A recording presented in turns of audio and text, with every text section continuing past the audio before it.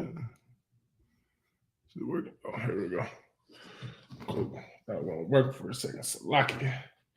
All right. Shalom Yahweh Hashem Yahushai Barakatham to all the brothers of Israel. Shalom Yahweh Shamar Ilathah Bahashem Yahushai to all the sisters. This is the ISUPK, started 1 West 125th Street, Harlem, New York, under Commander General Yohana. You understand? And this is the Tuesday ISUPK Las Vegas Brotherhood class. All right. And today, as the topic, as the title says, what we're going to be going over for the topic is that the law always remains.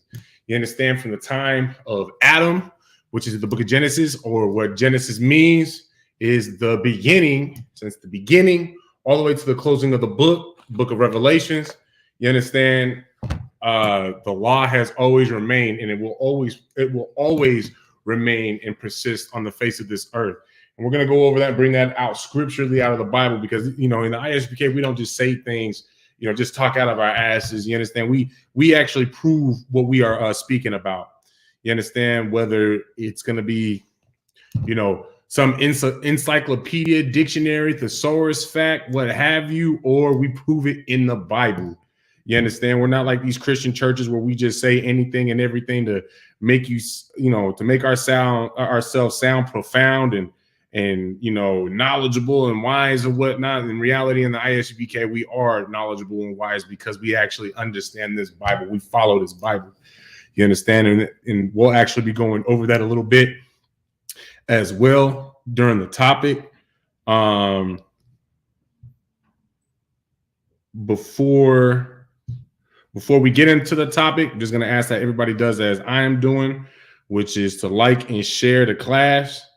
You understand? ISUPK Nevada for the YouTube, and then ISUPK Las Vegas for the Facebook. Make sure that you like and share, and also like the page and subscribe to those pages, Baba Kasha. All right, do your part to push this truth out to the four corners of the earth. You understand? It could be somebody on your timeline, a so-called Black, Hispanic, Native American man or woman that is looking to change their life. And quite frankly, for those said people, the only way that they can do so is by following the Most High God. And the only way that you can properly do so is by coming into the ISUPK under Commander General Yohana and learn from the priests and prophets of the Lord under this banner. You understand?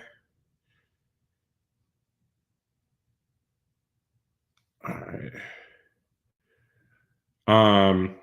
Also, if they're at any given point, whether it's on topic, off topic, if anybody has any questions, feel free to post it in the chat.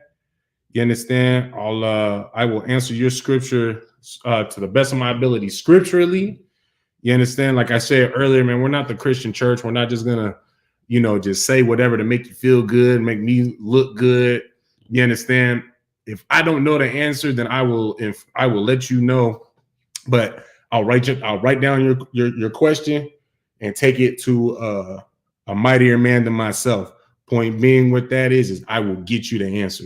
You understand? That's what we do in the ISUPK. You understand? All right. But yeah, feel free to post your questions on topic, off topic at any given time. We'll get to that.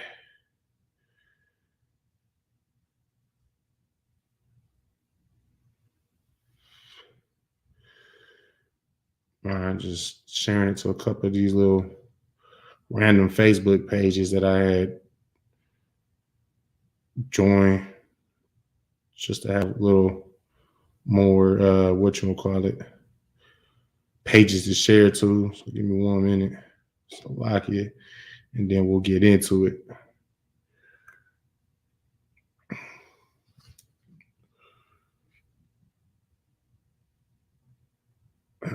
So like there's a lot, man. I'm like keep scrolling and scrolling. All right.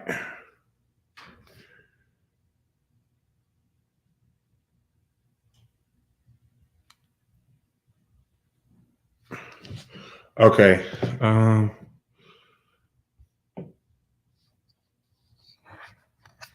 Hey, Shalom, Lord of Christ. Officer Kabar, it's good to see you. All right. It's good to see you. It's good to see you. Shalom, your house, Shamar looked up by Shimmy Awashai sis. Good to see you. It says Facebook Messenger, just so you, our Facebook user, just so you know, for whatever reason. Just going forward, for those of y'all that are using Facebook, just make sure that y'all put in your name when you are when you checking in with the sign in, just because for whatever reason on my end, it just comes up as Facebook user. So you know what I'm saying? Like I give you the salute right back, you know it, but you know what I'm saying? Like I don't know who's saying it. So I gotta see if we can figure out how to fix that issue. It's kind of retarded. All right, so let's go ahead and get into it. I don't see that there's any questions online, so we'll just go ahead and get into the topic. Again, though, at any given time, if y'all do have any questions, man, feel free to post it in the chat, whether it's on or off topic. All right. So like I said, today's topic, we're going over the law always remains. You understand? The law, statutes, and commandments that the Most High God had given to us from the time of Adam all the way, you know, to Moses, which is actually written, the written law. You understand? The law that was given to Adam was basically up until Moses got the Most High God gave it to Moses to put into the stone. It was all passed down orally. You understand? We just spoke the law to each generation. You understand? We just, you know, we told our children each generation, but we never wrote it down, right? But then once we got to Moses, now it's written down. You understand? Now there's actually a reference for us to be like, you know, if there is ever any dispute. Because I mean, hell, you look at these fake Israelite camps, right? They want to say, you know, certain things is unlawful, certain things ain't unlawful. Like take, for example, women's jeans. Who can tell me online whether or not women wearing women's jeans, if that is lawful or not? Because this is one of them debates. So who can tell me, just say lawful or unlawful online in the chat, whether it is unlawful or lawful for a woman to wear women's jeans. Or I guess I should say women's jean pants, to be more specific. Pants. Just say lawful or unlawful. So Facebook user said lawful, sir. And that's right. It is lawful. You know why? Because what does the law say? That a man, I'm just going to paraphrase it, but a man shall not wear what pertaineth to a woman, for that is an abomination. And likewise, so a woman shall not wear what pertaineth to a man. So in other words, the only clothes that a man should be wearing, it is what is intended and pertains to that man. So men's clothing. You understand? A man should not be shopping in the woman's aisle. You understand? To go get those.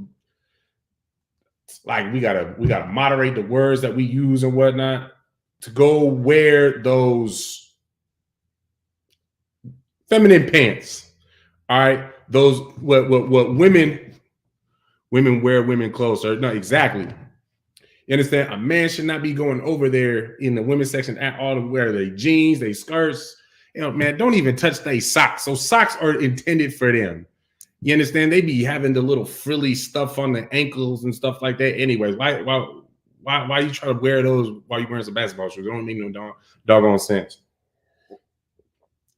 Right? But the point is, you understand, there are people, you know, there's fake Israelites that sit there and try to say, these fake Israelite camps be sitting there trying to say, oh, well, it's unlawful for a woman to wear pants. Well, I mean, if you want to trace the things that we wear today back to what we wore before in history, technically women shouldn't be wearing high heels. You know what high heels came for? That was men's shoes first. I believe in the what was that? Was it in Europe? I believe it was in Europe where we were wearing the those heel boots first. We wore those. Now, I ain't saying it was like them little itty skinny ass heels that y'all be wearing now, but the point is wearing heeled boots, heeled shoes. Man, that was for men, right? I actually got into it with somebody on Instagram because what's that white boy name? The dude that they be saying you can't see him. The fake wrestler, John Cena. I guess he's been filming for a set where or for a movie or show or whatever, where he's got to wear, he's wearing women's clothes. He's got a women's blouse and a skirt. You understand? Like, so one dude has said something about like just basically paraphrasing, just saying, this is a lot of you guys are saying in the comments how this is gay and whatnot, but as you can clearly see, he's on a movie set. So, this is this man's living. This is how he makes his living. So I comment on that. I'm like, so just because money is involved, that makes an excuse for somebody to compromise their manhood? It's lucky, right? And so, that created a whole, one big, huge thread on Instagram where, of course, there's always those, them little hecklers that are talking about how, oh, well, you just must really care because of this or, this, that, and the other. But one dude, he tried to make the argument that, technically wearing skirts, it started with men, because you had them gay ass Scotland dudes, right? Wearing nothing but skirts, nothing underneath. So, the point is, though, is first of all, that got phased out, especially once we came around to realize that when we make pants, that makes it easier for horseback riding. And then we just thought to ourselves, well, why don't we just keep wearing pants, period? You understand?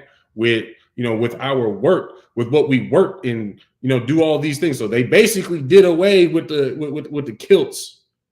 And then eventually the women came behind and then took the kilts for themselves and just made the skirt into a very beautiful thing, if I do say so myself. So lucky. You understand? Like, it's disgusting. I don't even care if you're wearing a kilt, which was original, today, which is even, it's intended for men. Man, it's like that shit's slick kind of gay. Like, if you that's slick kind of effeminate, I should say, right? I guess I think I'm allowed to say that. You understand? Because I mean, hell, have y'all actually seen like the Scottish dudes that be playing the bagpipes when they all I guess they dress garments for the Scottish military? Man, it looks like they wearing like them what do they call that women be wearing, like that the lingerie pantyhose, where it looked like they be having like the little clip straps and whatnot. Man, they be having that with their socks, like from their ankles up. Like, you can't tell me that ain't gay. That ain't got an effeminate spirit behind it. You understand? Like, man, come on. But point being is, right, the law is the law for a reason. You understand? And obviously, we completely separated from, the skirt, because we realized, you know what? This looks better on women than it do on us. And I'm tired of seeing y'all junk whenever we doing something. So how about we let the women have it?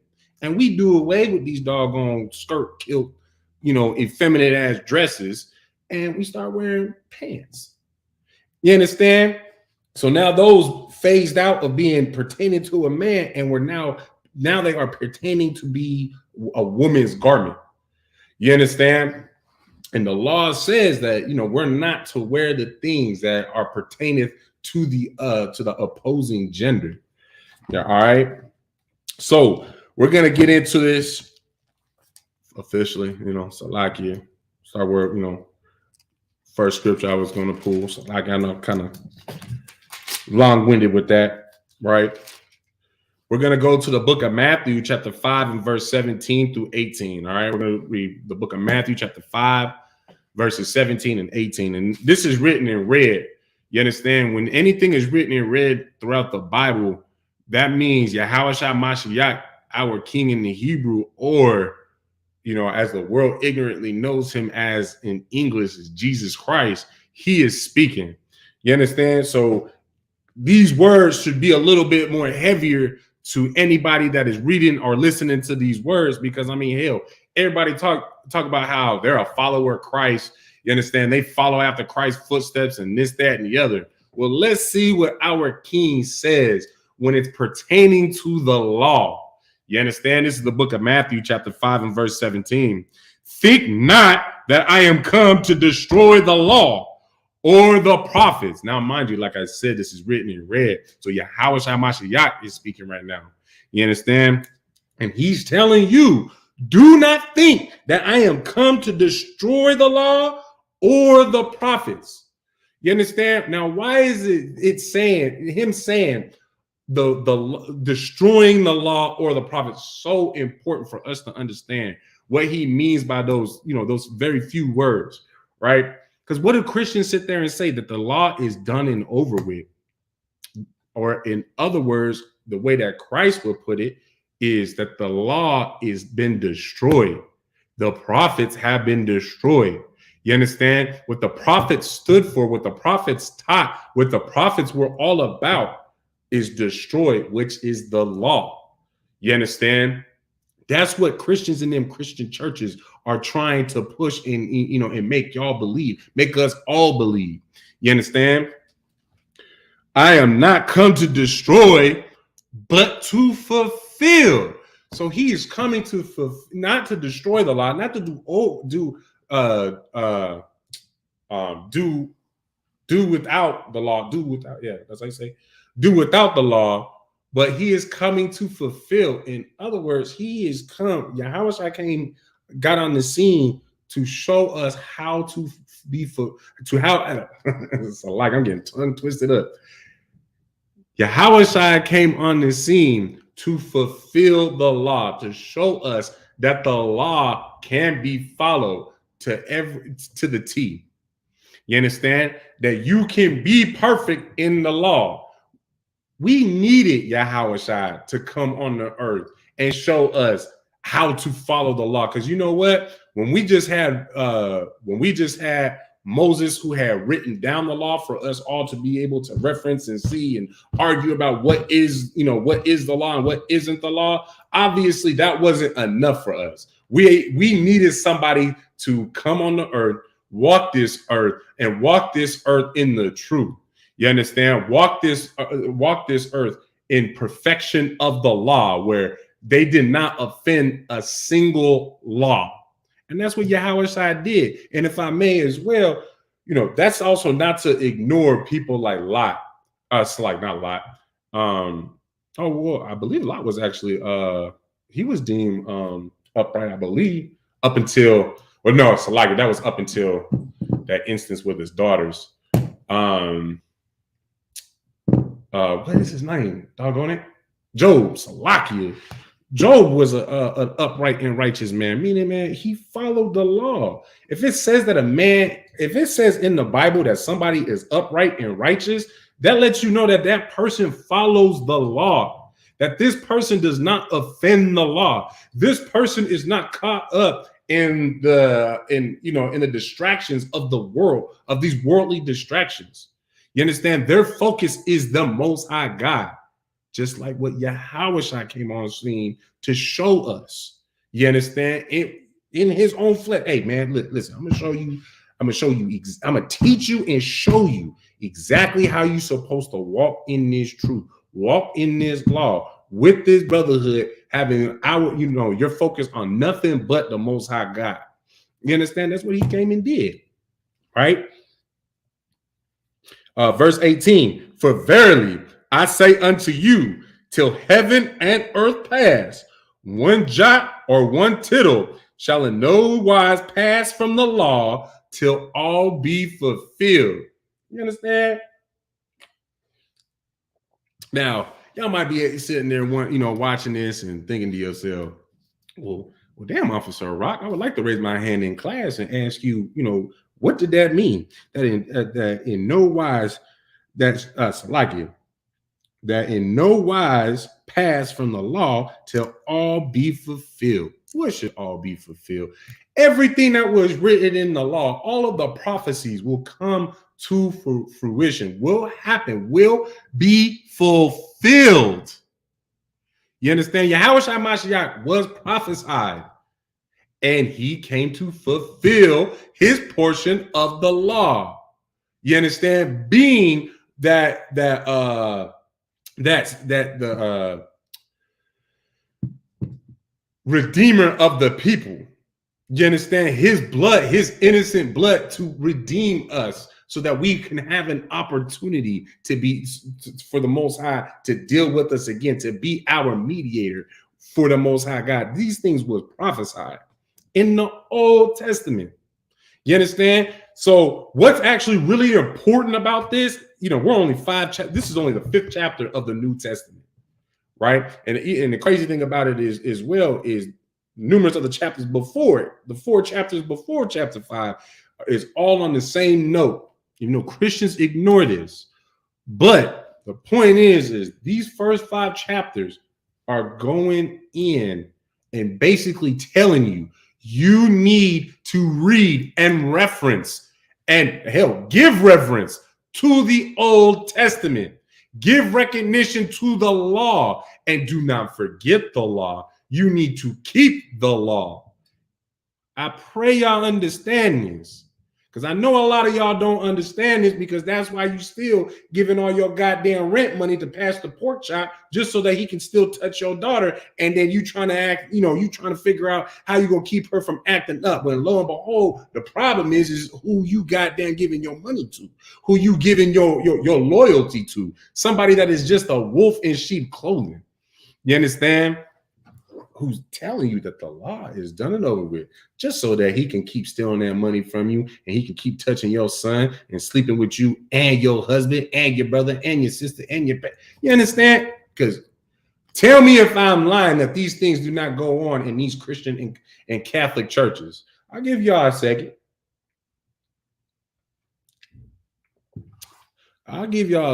Y'all go ahead and let me know.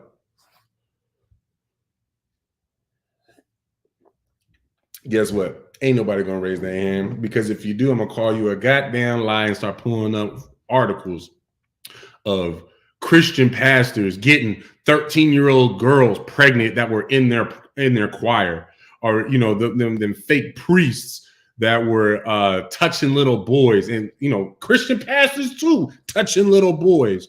Hold on, somebody said something on the chat. And it's doing the thing. I can't see your doggone. I can't even see your doggone message. Let's see. Oh, okay. It's because you did an emoji thing. Okay. No, Most High in Christ was that Princess Masara?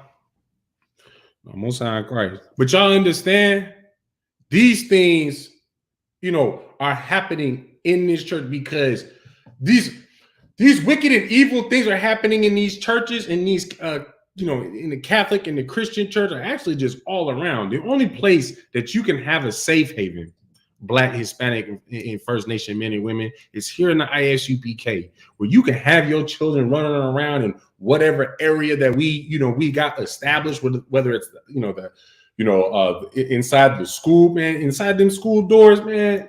Hell, majority of the time, that's what it is. The parents and the older kids will go sit down for the doggone class, and then the little kids, man, they just running around and, just doing their thing, rocking out, being kids. And you know why the parents are so okay with that? Because they know that this, in the ISUPK, anything under the banner of the ISUPK, you understand, is protected. We got buku brothers that is on Shamar all throughout. Man, your kids ain't running out the building. Ain't nobody not just anybody is coming inside the building. Your kids is protected. In fact, you protected. You understand? Everybody that is in that building is protected. I pray that y'all, and that's because we all know that the law is not done with. We all know that we need to live this Bible from cover to cover. You understand? Not just picking and choosing to what benefits me so that I can live in filth and evil like these Christian pastors do. You understand? Let's go ahead and read that from the top. For verily I say unto you, till heaven and earth pass, one jot or one tittle shall in no wise pass from the law till all be fulfilled. Right? So now I broke down like the last part of verse 18. Let's break down that first part where it says, for verily I say unto you. So basically, Yahweh Shai is saying, man, like surely, like for sure, this is what I'm saying to you. Like, this is some real shit, peak gang, right? Till heaven and earth pass, one jot or one tittle in no wise. All right, it's like till heaven and earth pass. That's the part I wanted to break down for y'all. All right. So Yahweh Shai is saying, man, hey, peak game at this, right? We keep it 100 with y'all, man. Heaven and earth is not going to pass until every prophecy, everything it gets comes to fulfillment. You understand? Every prophecy is fulfilled. So like you understand? So in other words, the heaven here, heaven and earth, which in this context is the same. You understand? Is not going to pass. Now, what did I mean by heaven and earth is not, is basically the same is the it's the same. What I mean is so earth is ran by certain people right now that are in heaven. You understand? And who do we all know? Who is that wicked that have the earth in their hands? Somebody online, post that in the chat. Let me go put the system in real quick. Post that in the chat. All right, and I'll be right back.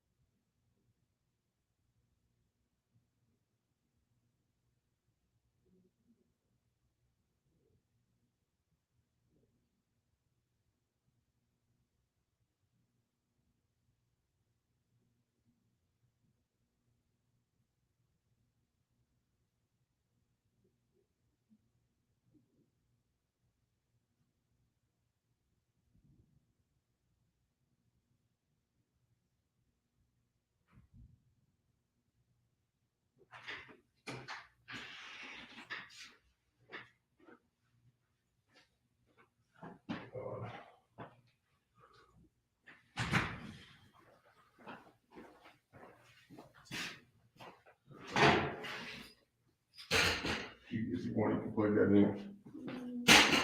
Keep it up. Let's see. Anybody online answer my question yet? No, look like nobody did. No sweat. All right. So we all know that the so-called white man is the wicked that have the earth in their hands. So in other words, their heaven's not going to pass. The earth, the end of the world and earth, like it's like it. Heaven and earth is not going to pass until all of this Bible, all of the prophecies are fulfilled. You understand? But the good thing about that is we do know that the white man's kingdom is going to end. This is not forever. You understand? And that's a beautiful thing right there. Right? I see. Now you cheated. You saying something now, said the white man, sir. I already said the answer. You cheating. Nah, I'm just playing. Who is it that said that? So why does it do that, man? That's annoying. Okay, the same system. I mean, if I do a live chat like that. All right. All right. So now we're going to go ahead. Actually.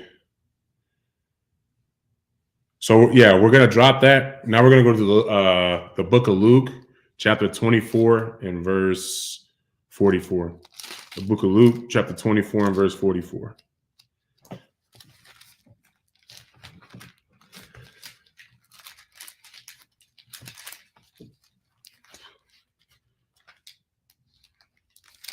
I mean,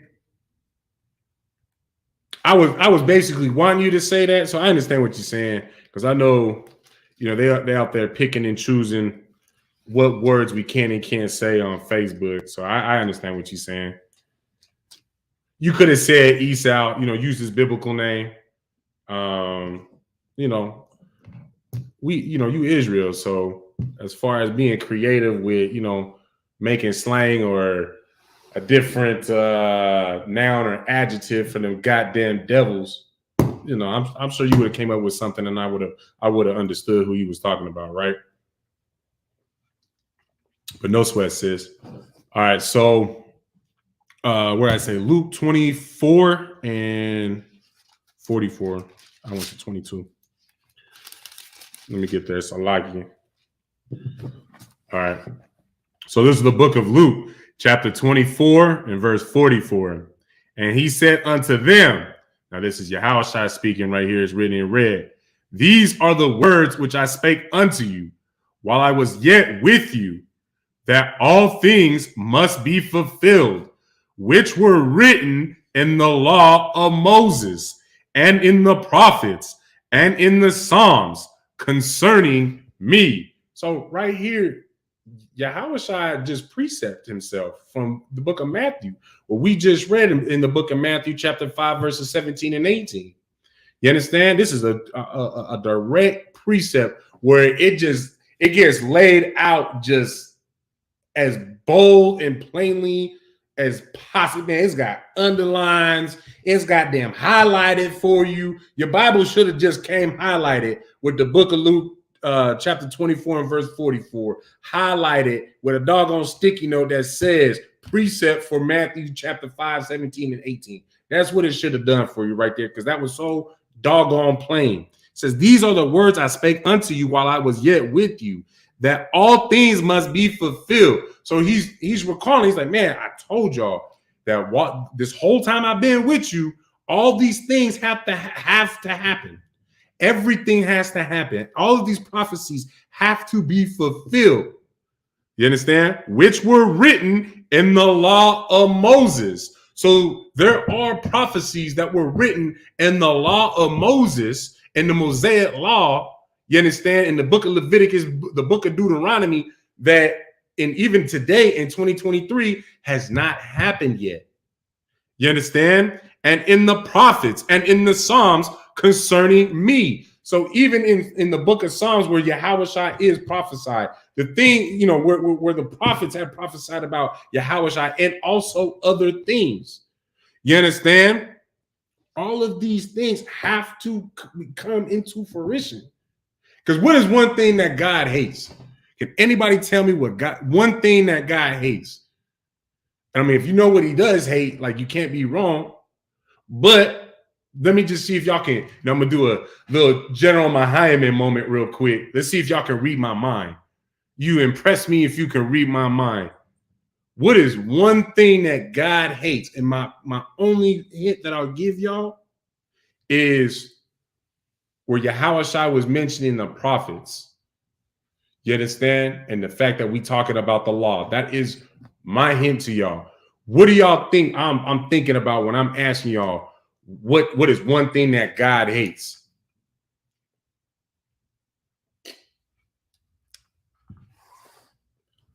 Go ahead and take a stab at it.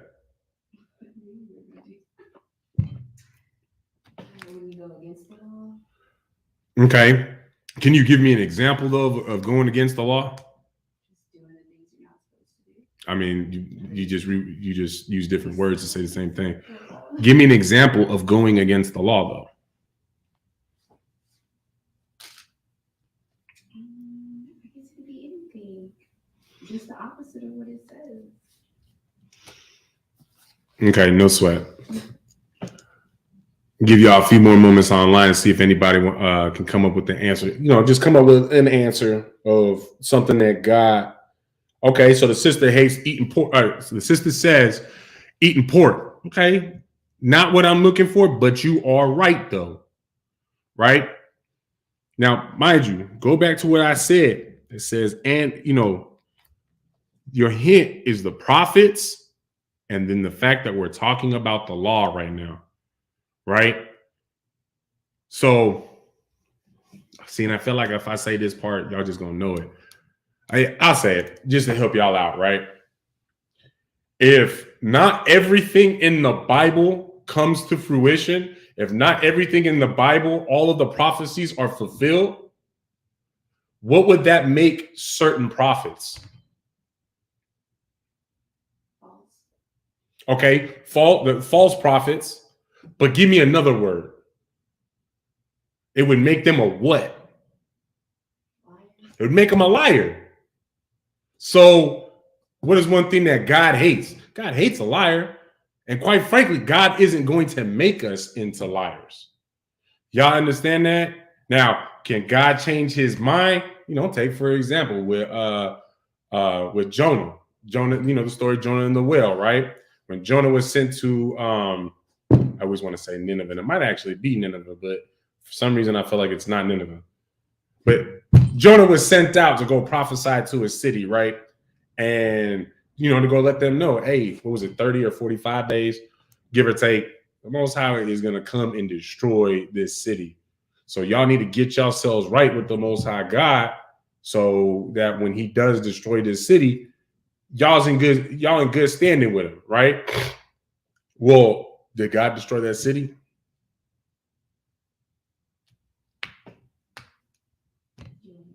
Well, yeah. No, he didn't. Now, does that make Jonah a liar, though? Why not? Because he did what he was supposed to do. He did what he was supposed to do. You're right. But Jonah was, going to camp, letting prophesying to the people, letting them know, hey, man, the end is about to come in X amount of days, in T minus X amount of days. But that didn't happen. Does that make him a liar? So, but why not, though?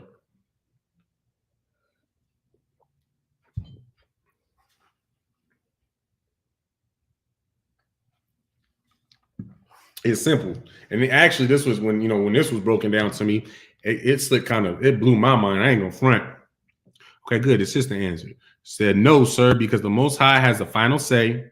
He requires our obedience. Okay, you are right about that, but that's not the answer I'm looking for, right?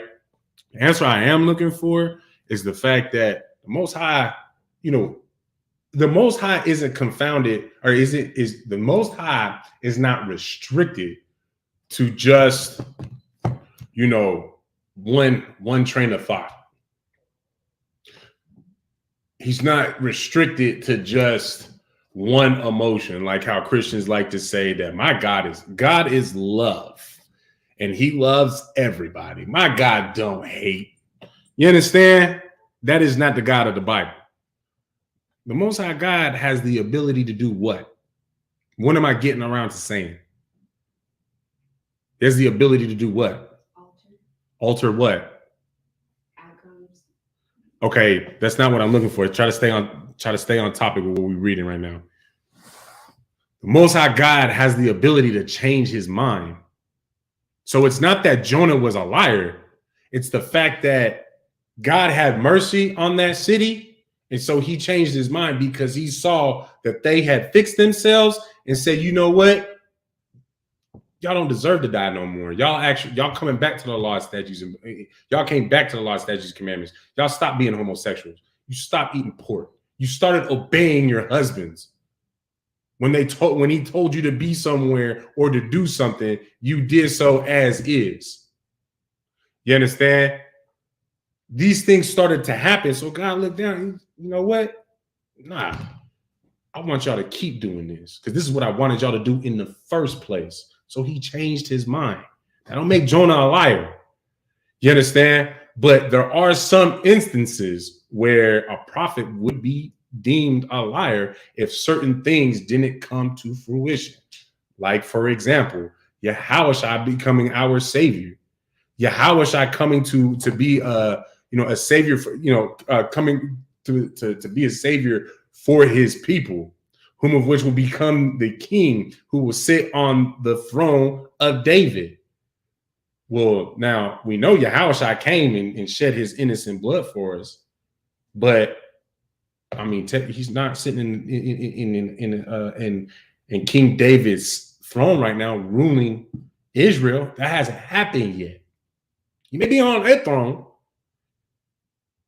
You said like Arya. What you mean by like Arya? What you mean by like high priest Arya? What do you mean by that? Oh, are you talking about the 2K prophecy? The so like the Y2K prophecy? Is that what you're referring to? With high priest Arya?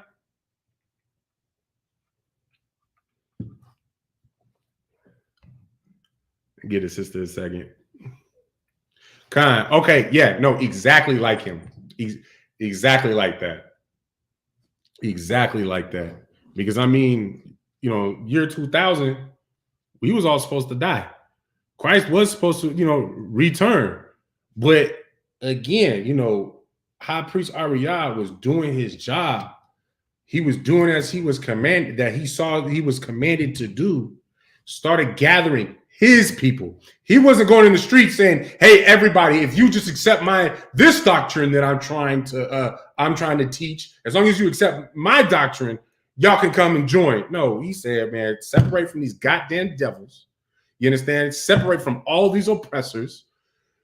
We're gonna confound them for their sins.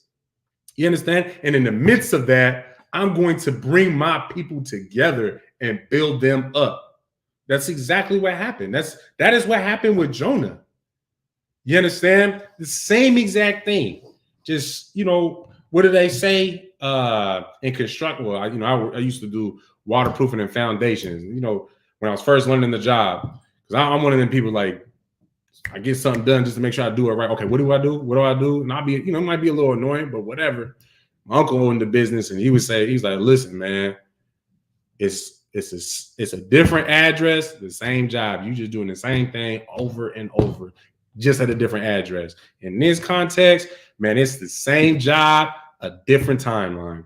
That's it. You understand? You're going to see these same priests and prophets reemerge. Now, don't get that twisted with, we're like these other fake Israelites where, I'm sitting here saying I'm King David, you understand? Or I'm Moses, or I'm someone great in the Bible, you understand? But here, I'm going to pull this precept real quick though for you.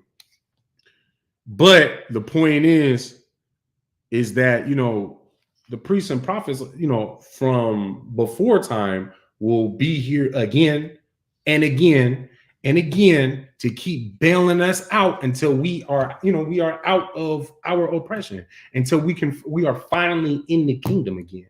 You understand? Let me see. Spirit of the prophets is subject. KJV. Let me get that for you real quick, and then we'll move on.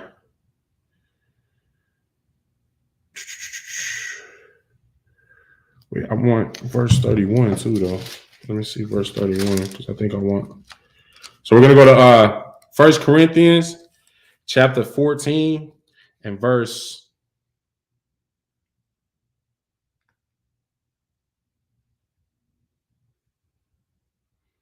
Yeah, we'll just read verse 32. That's fine. Right? So this is the book of 1 Corinthians chapter 14, verse 32. And the spirits of the prophets are subject to the prophets.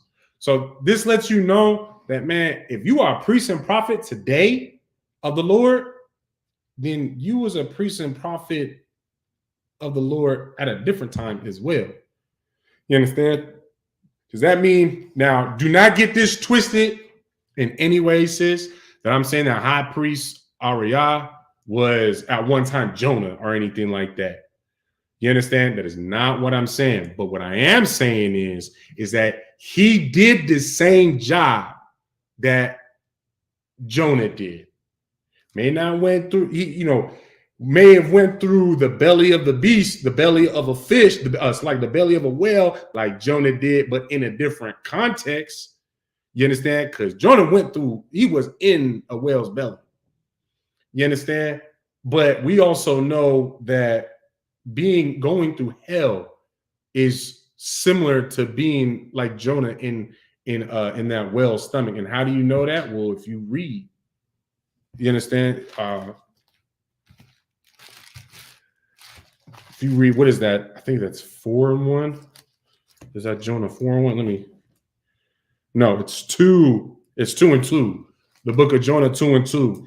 And said, I cried by Salaki, and said, I cried by reason of mine affliction unto the Lord, and he heard me.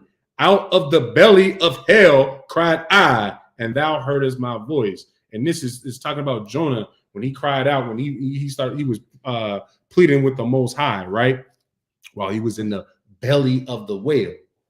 So we know that he used that position, what he was going through in that whale's stomach.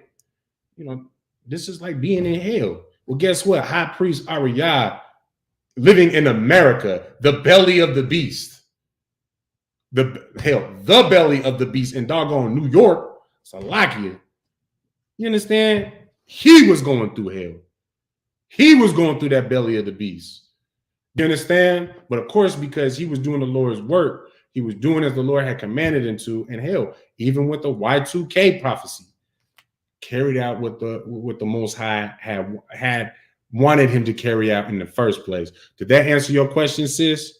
I know that might have been a little bit more long-winded than what you had intended for, but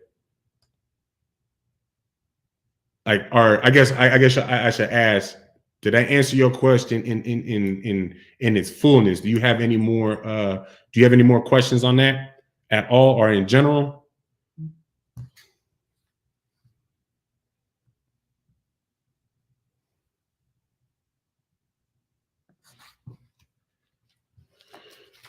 All right, Most High Christ. All right, so let's go ahead and drop that. We'll move on.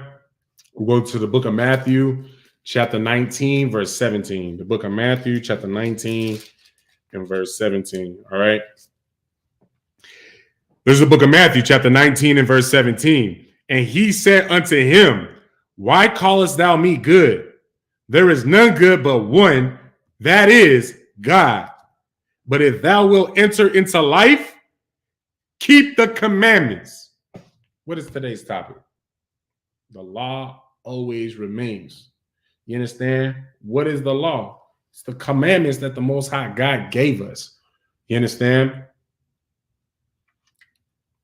So if you want to enter into life, you want to have a life, you want to be a part of life, you want to enjoy life, what do you have to do? You got to keep the commandments. You understand? Which that in itself lets you know. I mean, hell, what? You Christians gonna tell me that that after the Mosaic law, we was all alive during that time period, and then Jesus came and destroyed the law, and now we can't enter into life now? I mean, that I'm just trying to make sense out of the buffoonery that y'all come up with to try to say, just basically so that you can be a homosexual, or you could be a pedophile, a child molester, or a whore, or a drug addict, or a drug dealer. You understand? I'm just trying to understand what kind of dumbass excuse that you guys are. It's like just your dumb reasoning, logical reasoning that you're pulling out of thin air to put together so that, you have an excuse that makes that makes sense to just you and, the rest of the disgusting people who want to participate in those same activities that you're getting into. Right? Because Salaki, I did not mention that this was written in red. Maybe that's what it was. Salaki. Maybe that's why we didn't understand that even in the New Testament, we're supposed to keep the law. My bad. So let me read this again properly for y'all from the top. All right. This is the book of Matthew, chapter 19 and verse 17. And he said unto him, written in red, which means Yahushua Mashiach in the Hebrew, or as the world ignorantly knows him as in English, Jesus Christ is speaking in red. Why callest thou me good? He's asking you, why are you calling me good? Right? He follows with saying, there is none good but one. That is God. Now, man, this is slick, a bit to unpack in just one doggone verse. Because what's another thing that Christians love to say? That God is Jesus and Jesus is God. Let's just entertain that thought first, just a half a second, so I can continue with my class. But this is something that does need to be pointed out, right? Do y'all like following schizophrenics? Because this sounds like if Jesus is really God and God really is Jesus, that sounds like one schizophrenic as God, because he don't even know who he is. Salakia. Somebody's confused. But in the Bible, in this Bible that I'm reading, that I have been gifted with being taught so that I can have the knowledge and understanding of this Bible, right here is letting you know that Yahushua knows that he's not God. And in no wise is even trying to say that he is God. Hell, he's even saying to the point, even though that he's doggone perfect. He said, man, I ain't good. There's only one that's good, and that's the Most High God. Salaki. You understand? So, I mean, and mind you as well, let us not forget, since this topic is, that the law will always remain, isn't part of the law that we are not to have any God beside the Most High God? It sounds like you Christians are trying to put Jesus beside the Most High God. Or, Catholics, whichever one of your favorite saints that you like to pray to, the only one that I know is Mary and St. Peter, St. Paul. Okay, I guess I know a little bit more. St. Joseph, I think. I might have made that one up. But regardless, they make shit up anyways. It's a lot. You understand? You putting gods beside God when y'all claim to read the same book. Maybe y'all got my issue. I'm dyslexic. But the beauty of coming into the ISUPK is when you first come in as a young man, when you come in as a woman, guess what's the first thing that you are taught to do? Shut the hell up and listen. So I mean, hell, I had somebody basically read to me. All I had to do was just take notes. I might be dyslexic, but I might mix up my words and whatnot when I'm rereading my notes. But you know what I'm saying? My notes is my notes. And that's one thing that I don't see. I just don't see how y'all got that mixed up. I don't understand. Maybe y'all need to take notes. Maybe y'all need somebody to actually sit you down and read this. Or maybe y'all need to separate and get the hell out of those wicked, disgusting ass Christian and Catholic churches. And I'm only talking to the Blacks, Hispanics, and First Nation men and women.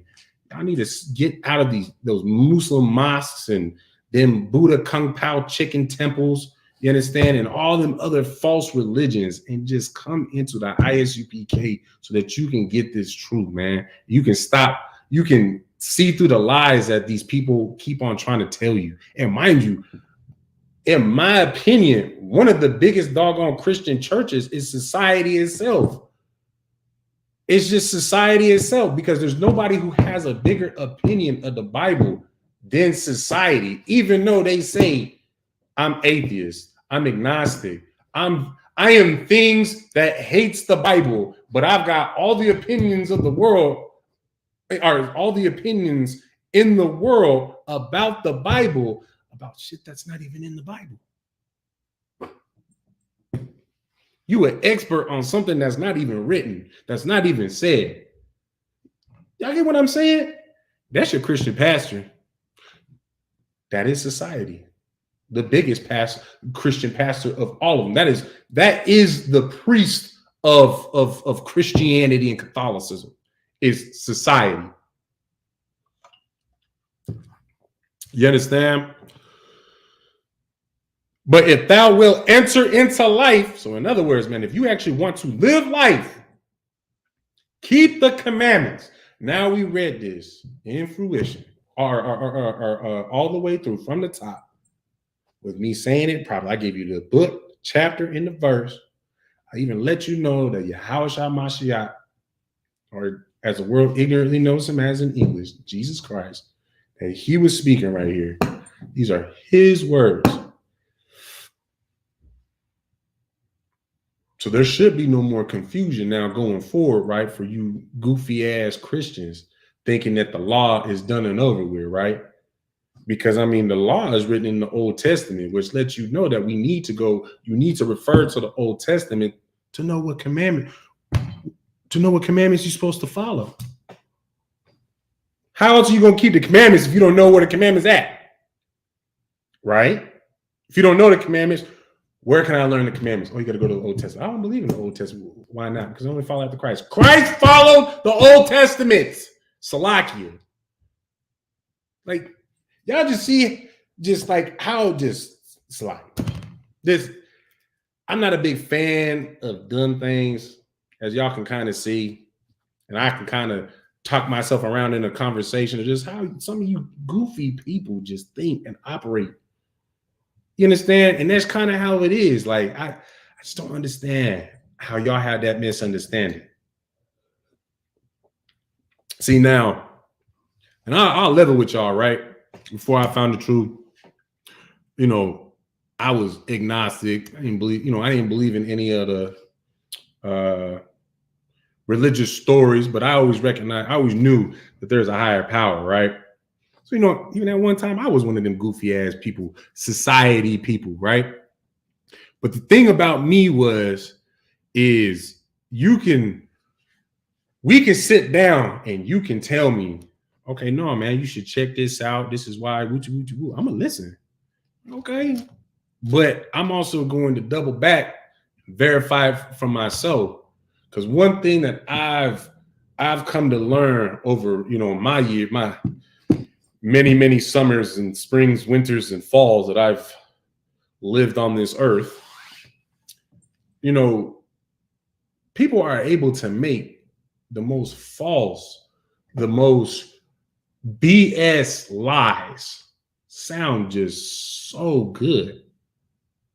You understand? So that in itself, you know, I learned, like, man, I can't just, the crazy thing is a lot of it came from my freaking, you know, my mother's side of the family, where I would just, you know, because they family, you know how your parents always instill into you, because I love you, I would never hurt you, whoop, whoop, whoop, you my blood, you my baby, whoop, whoop, whoop, things like, you know, things of that nature. And of course, you know, because my mother's side of the family, you know, they were still kind of close and whatnot, right? So they would basically be on the same note. You know, we cousins, we aunts, uncles, grandparents, blah, blah, blah, blah. You know, I love you to death. I never hurt you, da, da, da, da, da. So, I mean, lying to somebody hurts them. Maybe not physically. But now when you lie to somebody and you lie to somebody and tell them that Santa Claus is real, you just hindered that child. You hurt that child. First of all, you're setting him up to get his feelings really hurt down the line, especially when he get made fun of at school for being the only one in the class believing in Santa Claus. But then just think of how many layers that you're hurting that child and somebody else, i.e. the fact that your child is now giving all your hard work credit to some imaginary character. So, oh yeah, look, Santa Claus bought you a bike. God damn it, I got you a bike. You understand? And that this ain't me condoning Christmas, because obviously Christmas is unlawful. You understand? But still, there's just a whole lot of that concept that comes forward with just, you know, with your own family. How you can destroy a person with, what do they say? A little white lie. But you cause a big ass, what would you say, You essentially open wounds for a child each time that you lie to that child. And let's not forget the fact that when you lie to a child, you're teaching that child to lie, that it's okay to lie. As long as there's some form of a benefit, it's okay to lie. When is it okay to lie? Didn't we just discuss earlier one thing that the Most High hates, which is liars?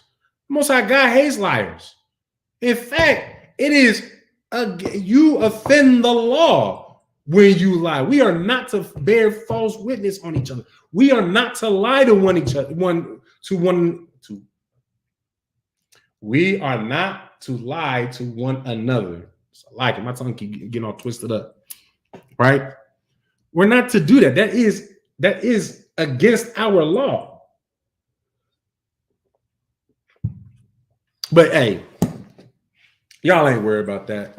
Y'all just only believe in the New Testament. Y'all ain't even worried about the commandments anyways. We damn near just wrap up the class from here. Right? I mean, might as well. But anyways, I'm going to continue on for those that actually do want to learn and that do want to keep the law, right? So we're going to go ahead and drop that. We're going to go to the book of 1 John chapter 2 and verse 3. All right. Oh, actually, hold on, Salakia. Let's read verse 18, right? So I'm going to start from the top from 17. We're going to also read 18 since, we were just talking about liars. And I forgot about this verse, which was the very next verse. Like Bernie Mac said, man, look at God. Setting us up so that this way you don't be thinking that these things are just coming out of my mouth. I'm just pulling out of my ass, just to sound good, whatever, to keep up viewers. I'm here to edify my people. I pray that you understand, right? This is the book of Matthew, chapter 19, verse 17 from the top, written in red. And he said unto him, why callest thou me good? There is none good but one, that is God. But if thou wilt enter into life, keep the commandments. Verse 18, he saith unto him, which? Yahushua said, thou shalt do no murder. Thou shalt not commit adultery. Thou shalt not steal. Thou shalt not bear false witness. You shall not lie. That is a commandment. You understand? And then, of course, verse 19, it goes to say, honor thy father, and thy mother, and thou shalt love thy neighbor as thyself, which is a very important precept. You understand? To know that you are to love your neighbor as yourself. And that does not mean Steve next door. That does not mean Karen across the street.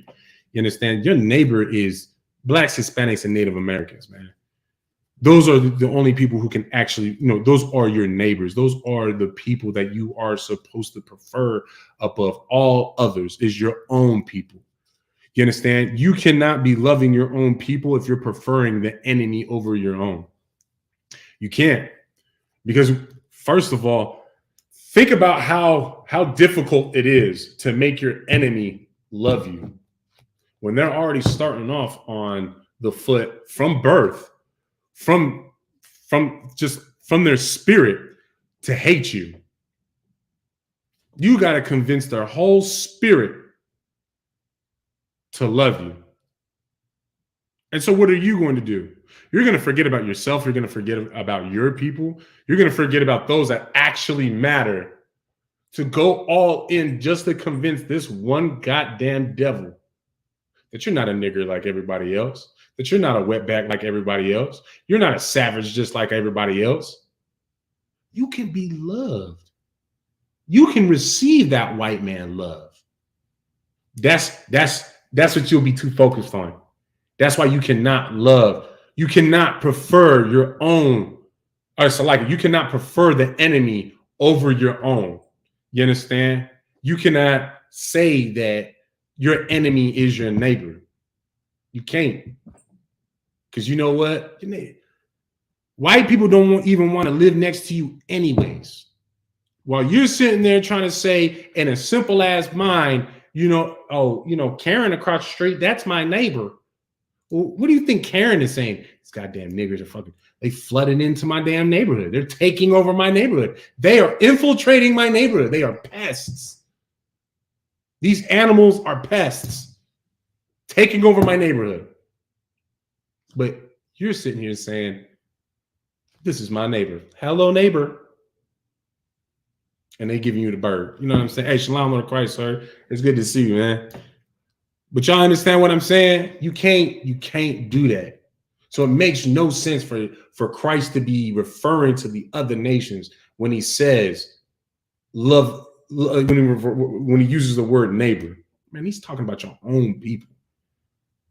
I pray that y'all understand that. We'll actually go into that on a later date, a more in-depth breakdown on who your neighbor is and who our real brethren are according to the scriptures, according to the Bible. All right. Okay. So now we'll drop this and go to the book of 1 John chapter 2, verse 3. And then if there's anybody online that has any questions, whether it's on topic or off topic, feel free to post it in the chat. Yeah. This is from Proverbs. What is it? Let me get this fixed.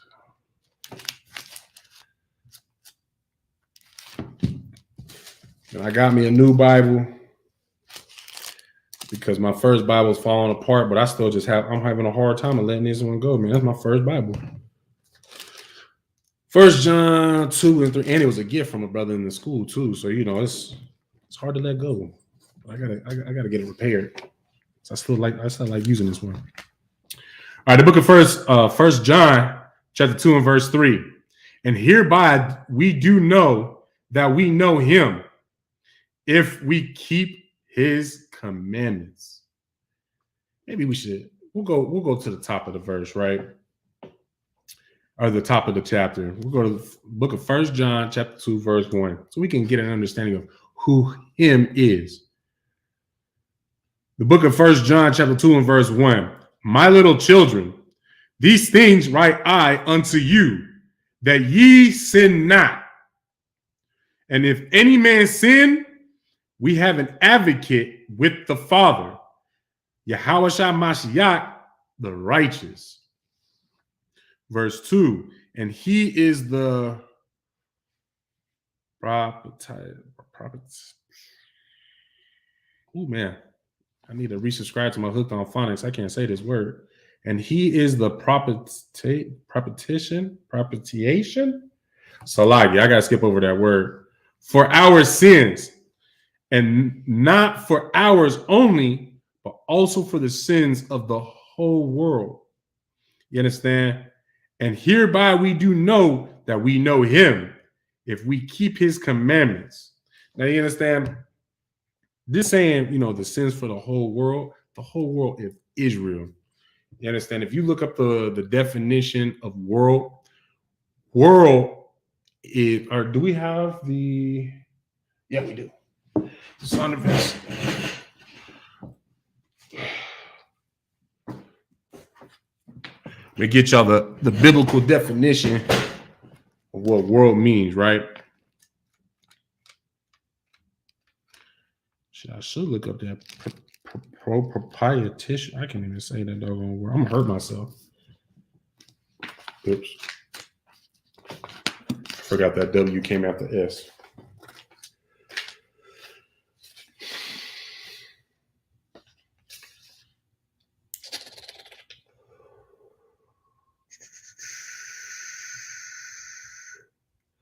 Let's see.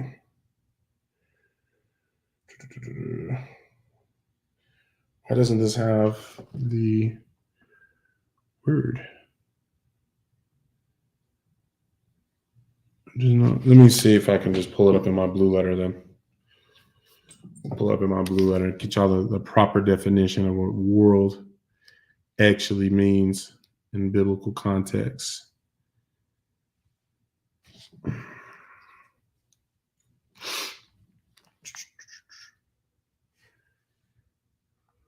First John 2.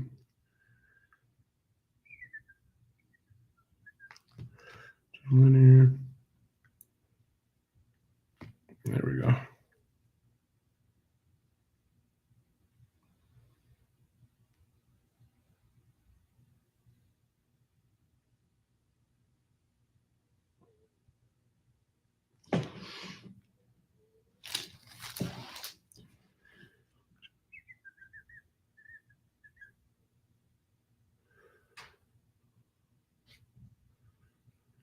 Why can't I find it?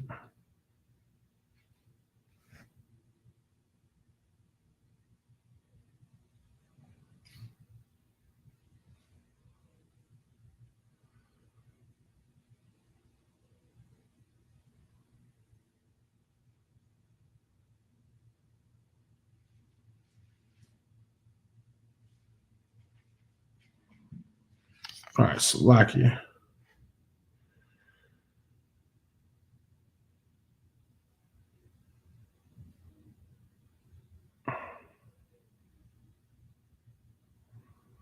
That's interesting.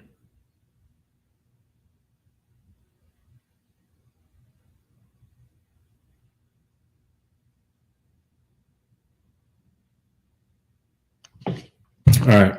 So this is the Oxford definition for world, right? It can be a region or group of countries, particular period of history, a group of living things, the people, places, and activities to do with a particular thing. Wait, that's not it.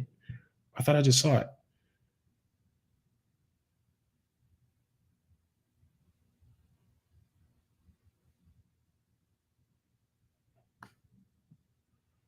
Let me check the Merriam's.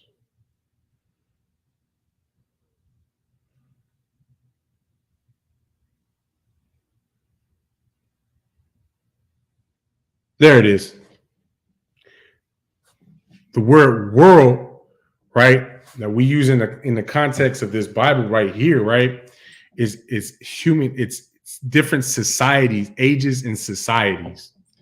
You understand? So, in other words, when we understand that this Bible is being written to and for a particular people, when it says the word world, it's referring to just the people of the Israelite world.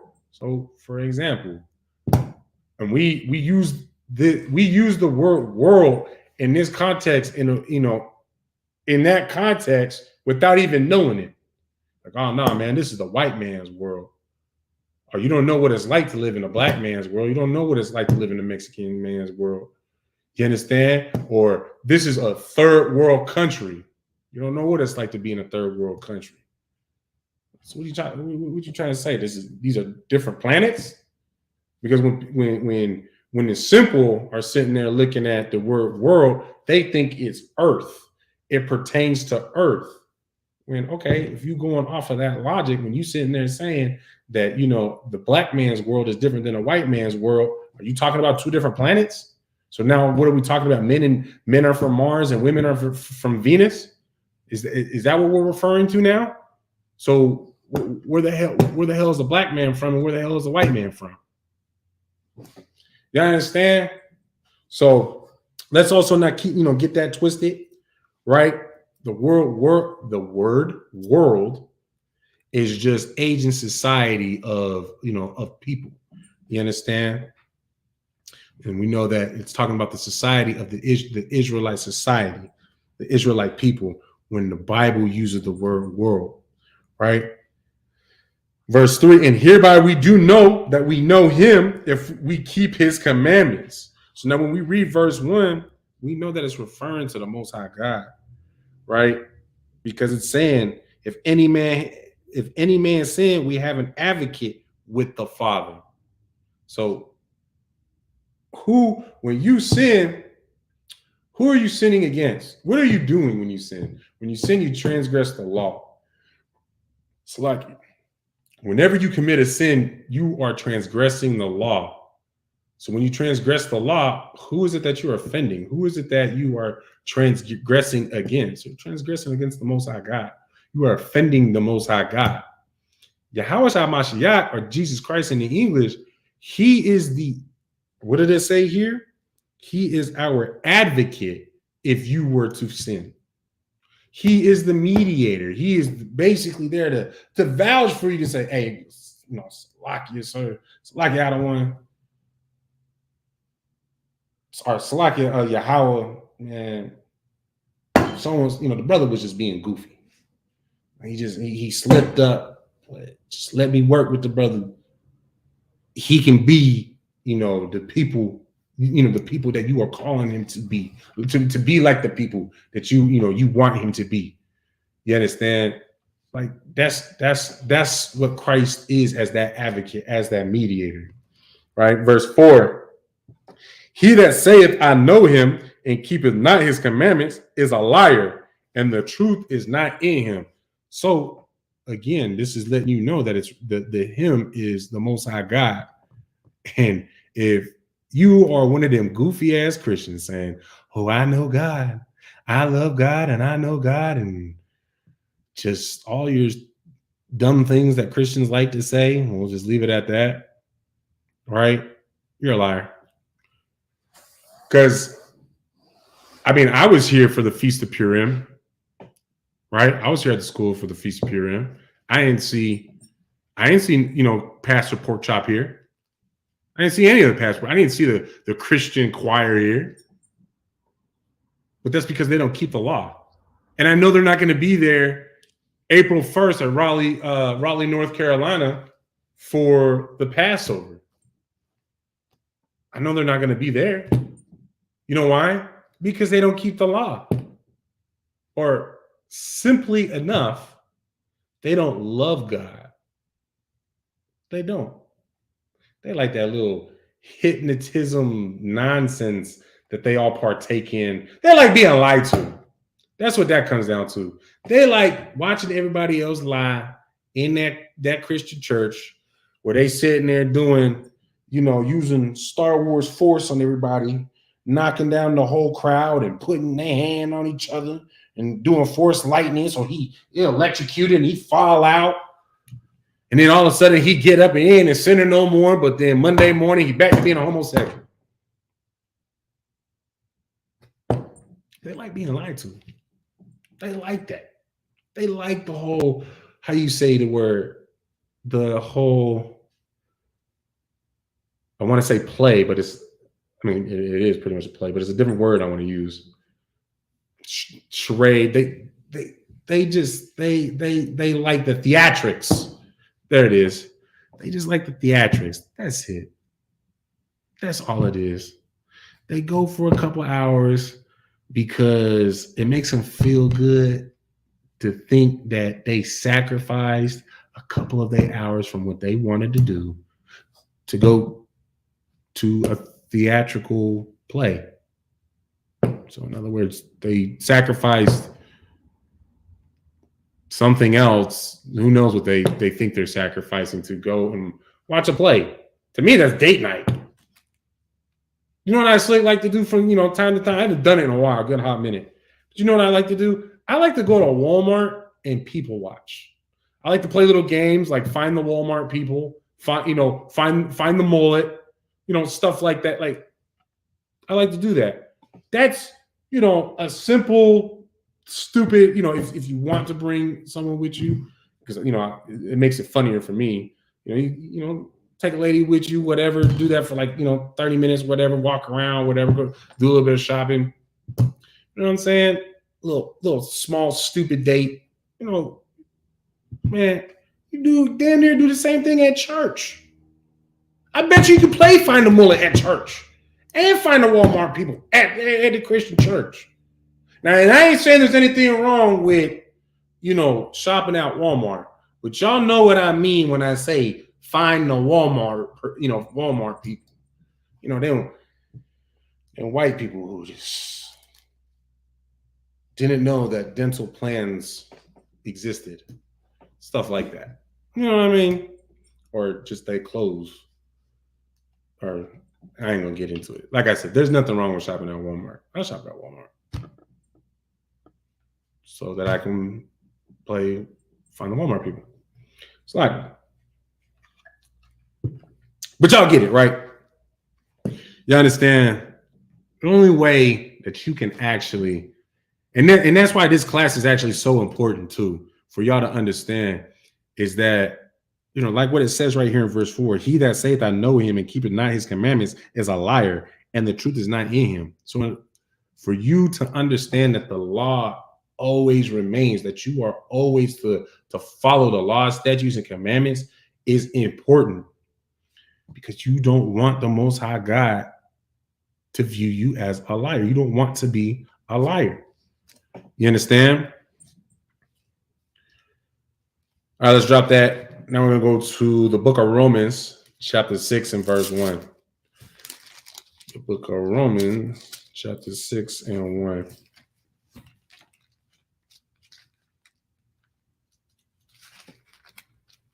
Oops, there it is. All right. This is the book of Romans, chapter 6, verse 1. What shall we say then? Shall we continue in sin that grace may be abound? So right here is Paul, you understand? He asking a question. What shall we say then? Shall we continue in sin that grace may be abound? Or so like that grace may abound. So basically, we should just continue living our lives, doing whatever the hell we want, because we got grace. We think we got grace, right? Verse 2. God forbid, how shall we that are dead to sin live any longer therein? He said, God forbid. Man, God forbid that we continue to live in sin. How shall we that are dead to sin? So those that stop sinning, you're dead to sin, which means that you are alive. You are alive to the law. You are living the law now. Live any longer therein. So in other words, those that are dead to sin and are now living in the law, what is the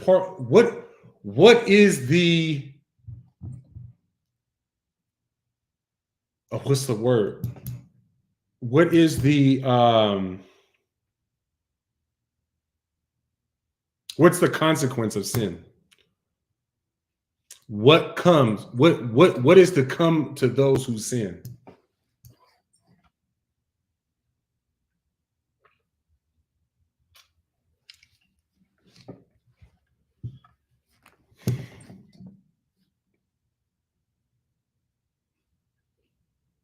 Go ahead. What is the consequences? What is a consequence of sin? Death. Exactly. You understand? Death. So that's why Paul said, God forbid, how shall we that are dead to sin live any longer therein? How can you live any longer in sin? Well, guess what? You're not going to live in it. You're going to die in it. Once you are dead to sin, there is no going back. Because now you know better. When you come into this ISUPK, you pick up that sword and you start, you stop smoking weed, you stop getting on them stripper poles, you stop, being a whore, stop being a whoremonger, you stop selling and taking drugs. You understand? You stop being a homosexual, you stop being a pedophile, whatever your sin was. Once you stop that, and then now you dead to those sins. You understand? That's why we say when brothers and sisters get their name, they were known as this disgusting name. Now they are known as this. You have now become a new creature, which means that creature that you was before is dead. You have killed that other creature. That would be a whore. That would go get high. That would, whatever, like I said, whatever sin that you was in, you understand? And you want to go back to it though. What are you saying? Now we all know that the Most High God, he don't want no lip service. He don't want to, have sweet nothings whispered into his ear, which that's ultimately all Christians do. When they say, "Oh, I love God," you ain't saying nothing. Shut up.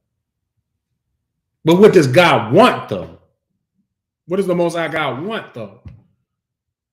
Just to paraphrase it says, let us not serve God in tongue, but in deed, in truth and in deed.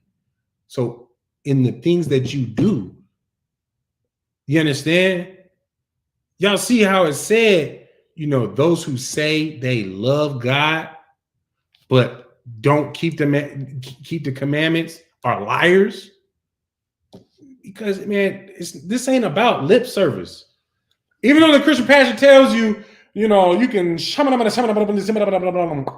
and I confess Jesus as my Lord and Savior, and I have been baptized in the blood of Jesus, and I confess. What else? What do you say? What do they have you say?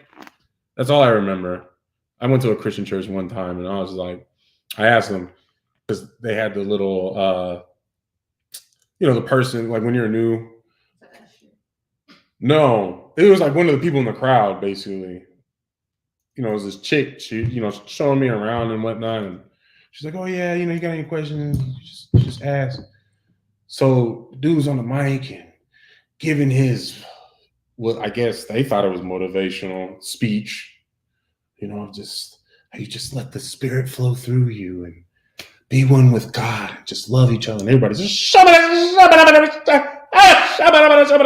they crying and just saying. My 1-year-old son speaks better English than that, and the only thing he really knows how to say is welcome, and he don't even say the damn. He don't even articulate it. He's welcome, yeah, like he just, yeah.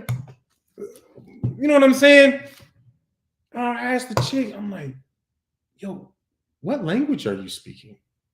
She's like, oh no, it's speaking in tongues. I'm like, okay, but what'd you say? She's like, oh no, like that's just my spirit is, when the Spirit overcomes you, the Spirit just speaks through your flesh. I'm like, how do you learn? Like, where's the class?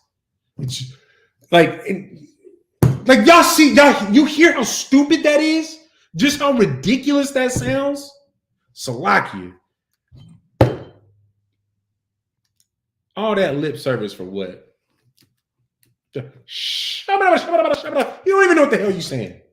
You just breathing and just flapping your gums and your tongue, and that's it. Not even saying anything, just looking dumb. How old was I? I think I was. My dad was living at Agreeable Court at that time. He was dating Stacy. That's why we went there. So I think I had to have been in high school. I think I was 14. I think I was a freshman. And then I said to my dad dropped off his little girlfriend, his little thing, because that was the reason why we was there. Because she went to church, and whatever. That's behind my dad. That's his past, whatever. And I ain't gonna just air him out like that. But after we all parted ways, I'm like, Dad, why you got us going there? Like what? I'm down to find who this Creator is and worship Him the way we supposed to. What is this? He just laughed at me. He's like, why you say that, June? I'm like, man, the girl that was showing me around was just saying nothing but the bobbity boop. Like, I don't understand. He's like, this is just how some people do it. I'm like, so what, you do that? Is that what you do now? He's like, no. And he's just laughing at me. And he laughing because obviously now, even then, he knew it was BS. He knew it was ridiculous. And he knew all of them was hypocrites too. And that's why my pops always had an issue with, going to church and whatnot. Lord willing, we'll get him in here though.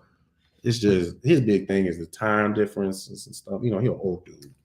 He got to go to bed too early. He be in bed like 5 o'clock. But anyways, you understand? So now we're going to go drop down to verse 15. What then? Shall we sin because we are not under the law, but under grace? God forbid. You understand? Paul keeps saying, man, all of this, we're under grace and this, that, and the other. He basically saying, man, quit trying to take advantage of this. Don't think that you can get away with being sinful and being disgusting just because you have a grace period. It's just like this. Question for you, right? Let's say you are, for whatever reason, something happened, funds got a little twisted up, right? And you can't pay your power bill on time on the 1st, right?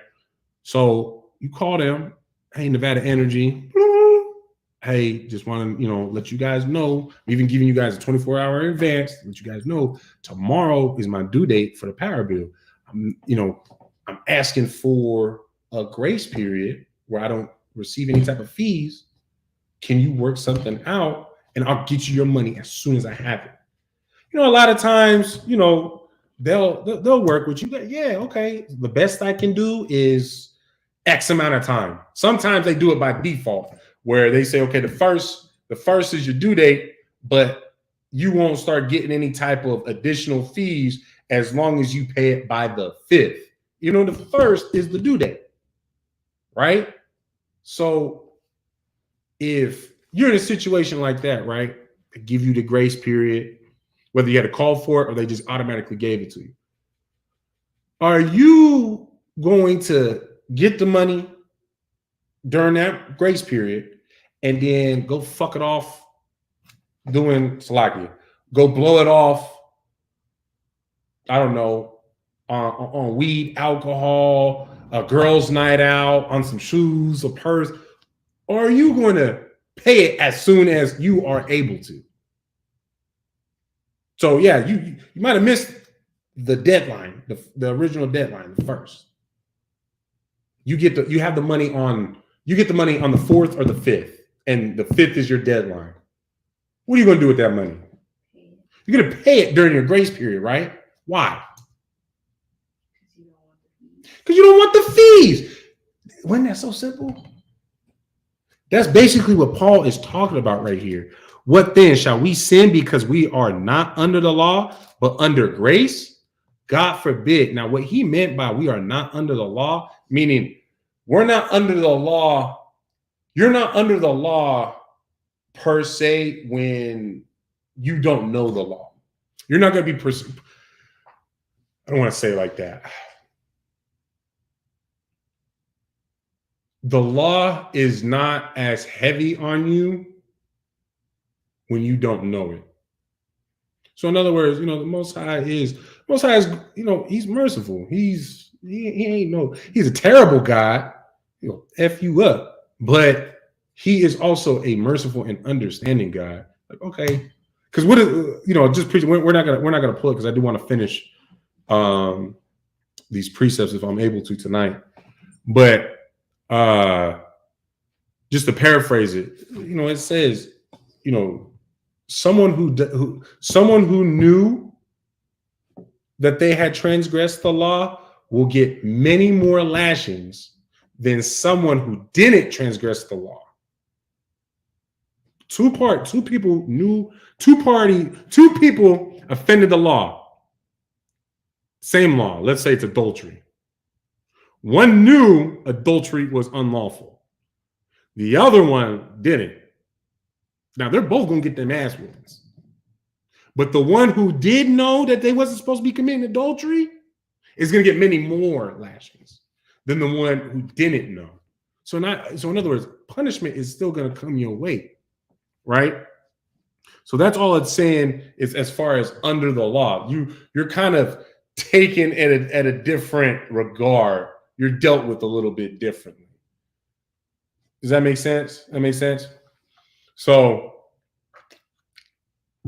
of course I wanted to clarify that because, this goofy ass Christians, see, look, not under the law, we're under grace. But the crazy thing is Paul was asking this as a question and then answered his own question with, for under the law, but under grace. What then? Shall we sin because we are not under the law, but under grace? God forbid. I mean, forbid that. He is asking God to. He say, God, man, forbid that. God forbid that. We don't want that.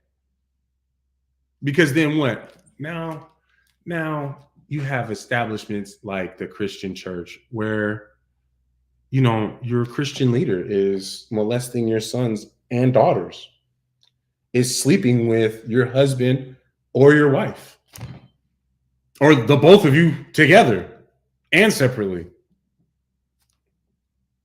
You understand? That's the kind of things that you said. Hell, your Christian pastor is your drug dealer. or one of your clients, one of your consumers. Let us not forget that the Christian pastor is supposed to be the leader of the flock. But what is he doing? He's being a pedophile, child molester, an adulterer, a homosexual.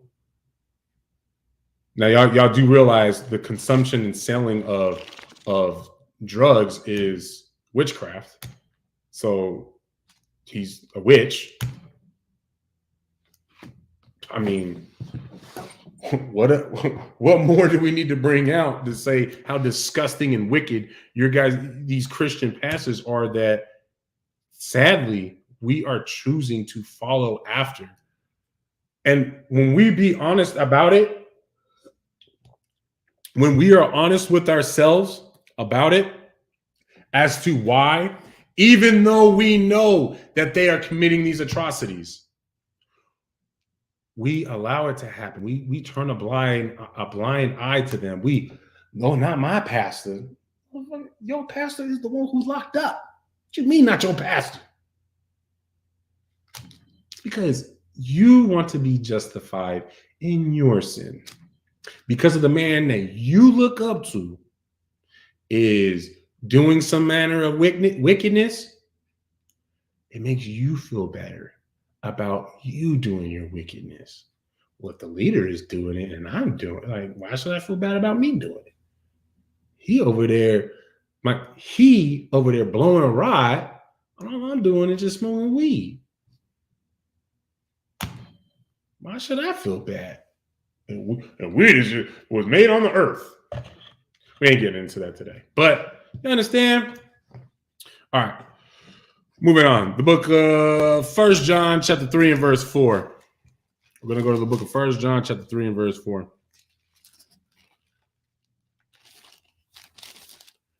All right. This is the book of 1 John chapter 3 verse 4. Whosoever committeth sin transgresseth also the law, for sin is the transgression of the law. You understand? I mean, this is very cut and dry and simple. We went over this, we went over this a little bit earlier. You understand? So now this is my thing. When Pastor Porkchop, you go to Pastor Porkchop's church and he tells you, go ahead, brother. Go ahead, sister. Close your eyes and put your hands up like this and just open up your heart to the Holy Spirit so that you may be able to receive it. And just repeat after me. And he whispering like a weirdo in your goddamn ear, right? You know, just confess that you accept your Lord and Savior, Jesus Christ, as your Savior. And to say out loud that you are bathed and baptized in the sins of Jesus Christ. You go ahead and say it, and it's like, and now your sins have been washed away. What? What do you mean? How? You don't even know what sins I've committed. Then not only that, but like, whosoever committed sin transgressed also the law. What laws are we keeping right now in this Christian establishment? Right?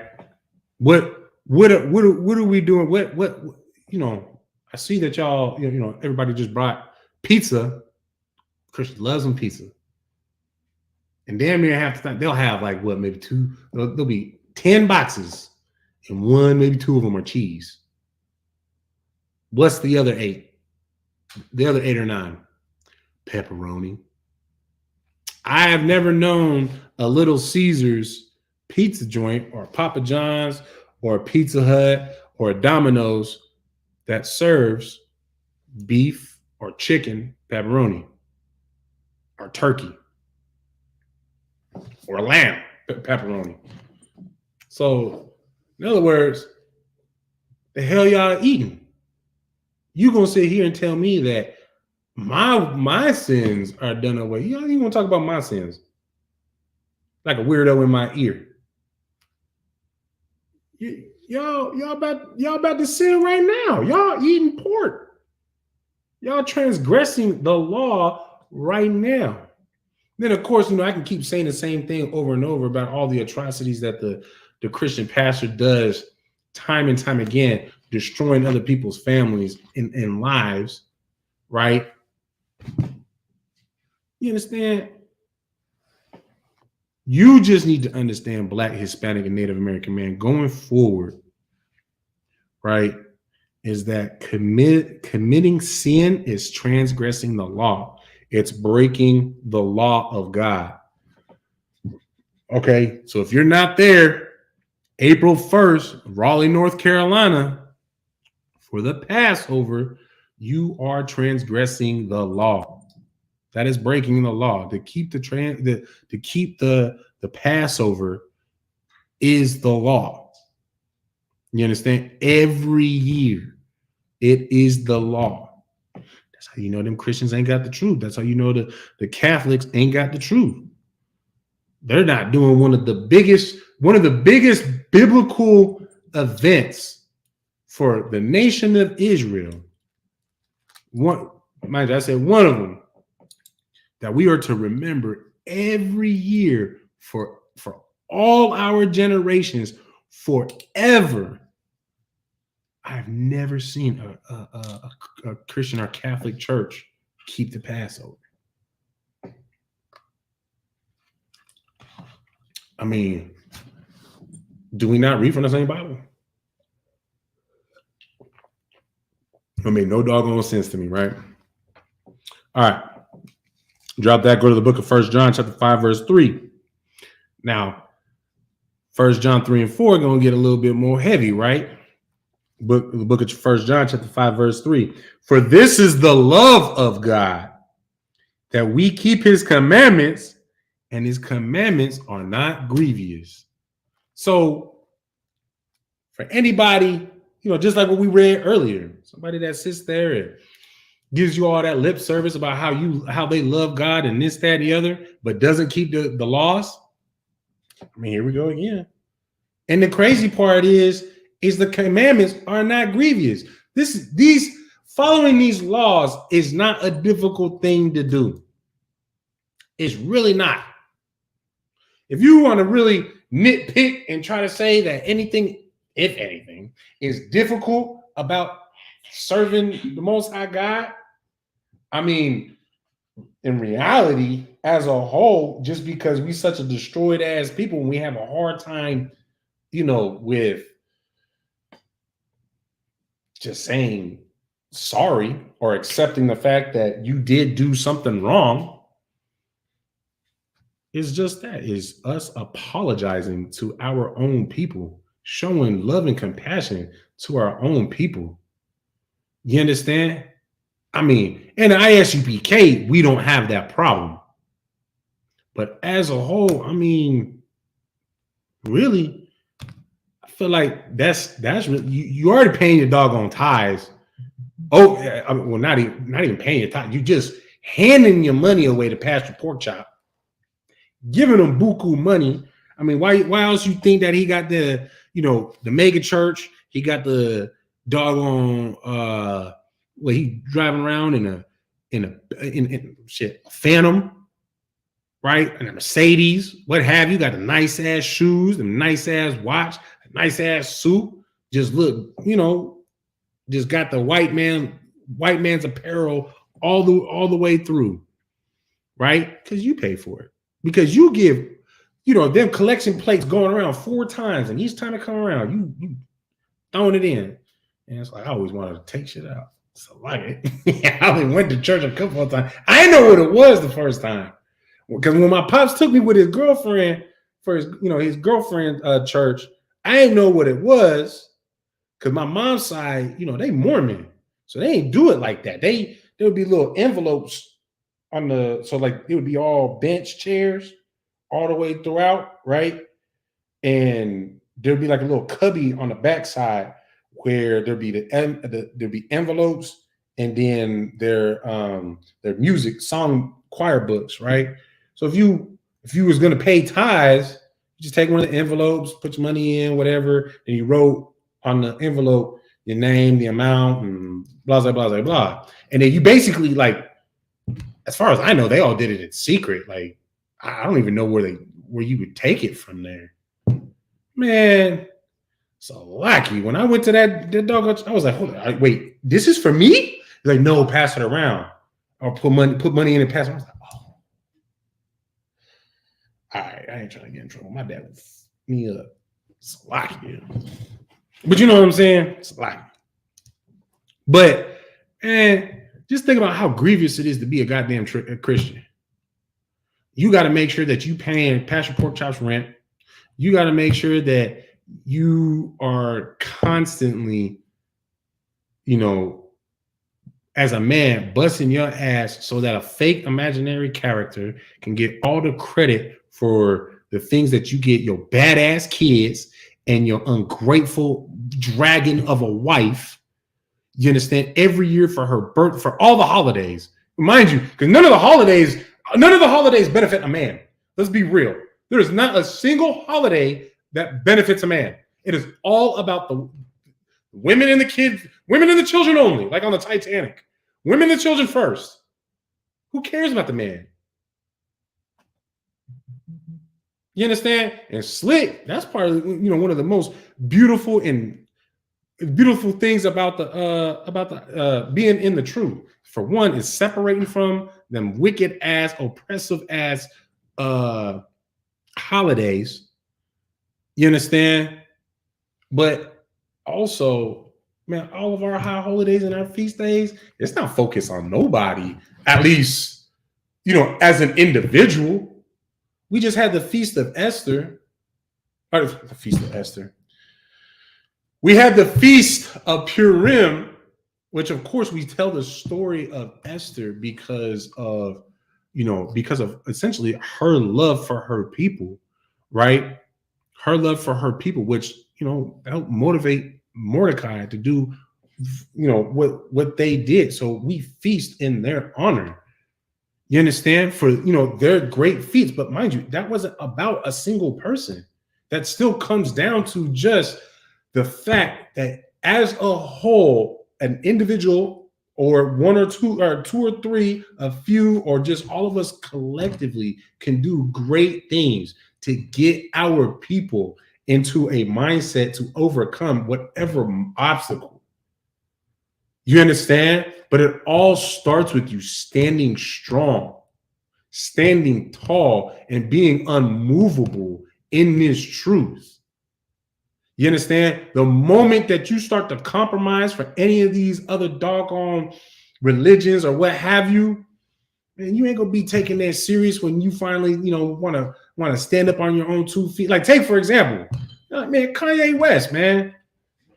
Kanye West, I wasn't really taking it too seriously when he started talking about the whole, he realized he was an Israelite, for one, just off the fact that, obviously I can tell that he wasn't learning from us, right? And that he didn't have, much of a foundation. But I was still happy for the brother that it, at least sounded like he was learning, which is always the first step. Start to learn. You know what I'm saying?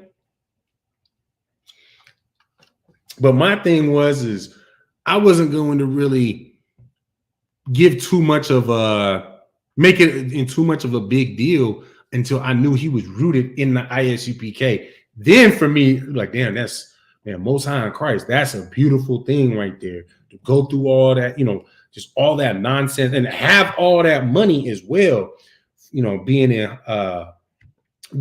a celebrity and whatnot. You understand? And then, look how long it took. Like, he was on Clubhouse, talking to everybody, exposing things and, this, that, and the other. But I don't think he married her, but, they at least got little photos going around him walking around with some little skinny white dog. You know what I'm saying? Like, you can't sit here and talk about you for your people, you about your people, to build your people, woo. But then what? You won't even procreate with your own people? You don't even want to lay with your own people? You would have thought he would have learned his lesson dealing with goddamn I call it a comeback queen. If y'all know what I mean, Salakia. What's her name? Kardashian. Kim Kardashian. You would have thought he learned his lesson, dealing with her, being married to her. Then he'd be like, you know what, man, I need to stay away from these goddamn white women. Like, I know my pops did. I know I did. So lucky. Doing, we had our moments, for me before the truth. You understand? Yeah, no, Khan says, yeah, I got it. But you understand, man, had that one, like, I ain't doing this again. But also I had, was reinforced with the courage from the truth to just, to actually do it, to deal with the women in my nation a little bit more. You understand? But let's read that again. So, for this is the love of God, that we keep his commandments, and his commandments are not grievous. Man, it is not a difficult thing to just deal with your own, prefer your own, and I mean, just overall, just love your own, man. Like that's really all it is. Don't have usury over your brother. For those of you that don't know what usury is basically, if a brother, you loan a brother $5, don't start putting interest on it. You understand? You're not to do that. If you loan a brother $40, $80, whatever it is, man, he owes you that. Even if it takes him 16 years, that's what he owes you. Your brother. Now, if it's another nation, hey, man, I don't blame you. I'll put 85% goddamn interest daily. You want to have my money. I'm going to have my money the day you're supposed to have it. Matter of fact, have my money 2 days earlier than what we agreed on, or else I'm going to start putting some goddamn usury on your ass. You understand? But we're just supposed to treat one another. I mean, basically, the way that we treat these other nations, the way that we desperately want them to love us. Man, desperately want your own people to love you. Think about that, man. If we all just desperately wanted our own people to just love us, each other, you as an individual, and we all thought like that, just think about the endless possibilities that we would have going forward, because now all we do is prefer our own. Now, I say endless possibilities, man. What comes after that is something that no ear has heard, no eye has seen, nobody has imagined, which is the kingdom of heaven. We get the kingdom of heaven by preferring our own, by keeping the law, statutes, and commandments, which involves us preferring our own. All right. What time is it? I did start 10 minutes late, so I'll give you y'all 10 minutes back. We'll just read one more verse. We're going to go to the book of Ecclesiasticus, chapter 35 and verse 1. The book of Ecclesiasticus, 35 and verse 1. All right. The book of Ecclesiasticus, chapter 35, verse 1. He that keepeth the law bringeth offerings enough. He that taketh heed to the commandment offereth a peace offering. Understand? You keeping the law, because see, you got to remember, the Mosaic sacrificial law, we're done with that. We're not sacrificing our animals anymore. Because obviously, you losing out on your finances it doesn't do anything. Because if it did, we wouldn't be in this circumstance where, a brother would be like, you know what? Hey, I'm about to go commit adultery So no, I think that was still death. I'm about to go. What is something? I'm trying to think. You commit a sin where the consequence is the blood of an unblemished ram of the first year, right? Something that can bring you some good money. You can reprocreate with it, get a good seed going from it. No, you have to go and kill this ram. Well, brothers was just like, oh, okay, well, let me get the ram ready, damn near, and then I'm gonna go do this thing and take this ram to the priests. That's basically what it became, right? Instead of just prefer your goddamn brother over some filthy ass sin. Prefer your sister over this sin. You understand? Quit being disgusting. You understand? And you keeping the law is like you bringing a peace offering. It's the same thing because you're not doing anything to, I don't want to say threaten the Most High, but to offend him, to put you in a position where you would have to, bring a peace offering to say, forgive me, please forgive me of my debt.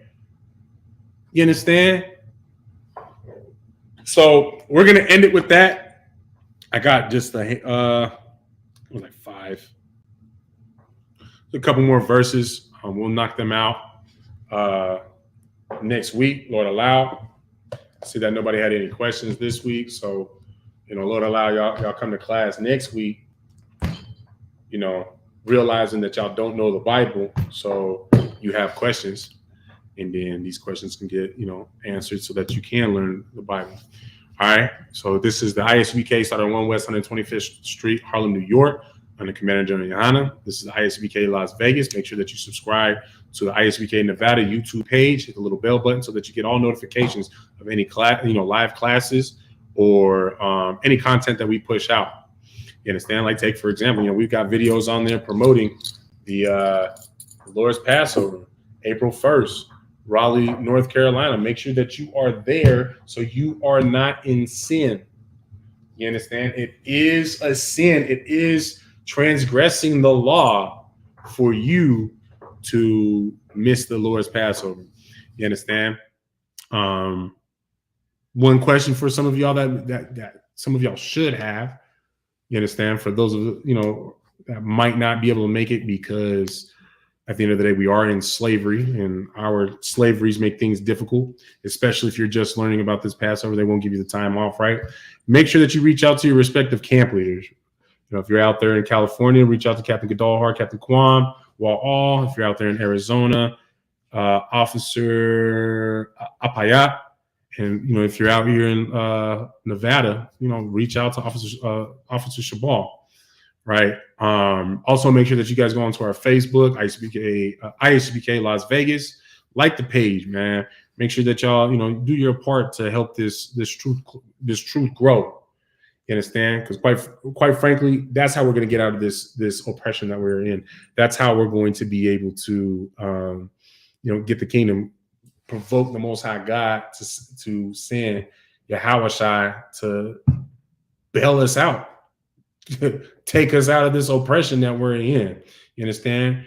So that we can have our foot on their necks, and rightfully so. You understand? So, and with that, class dismissed.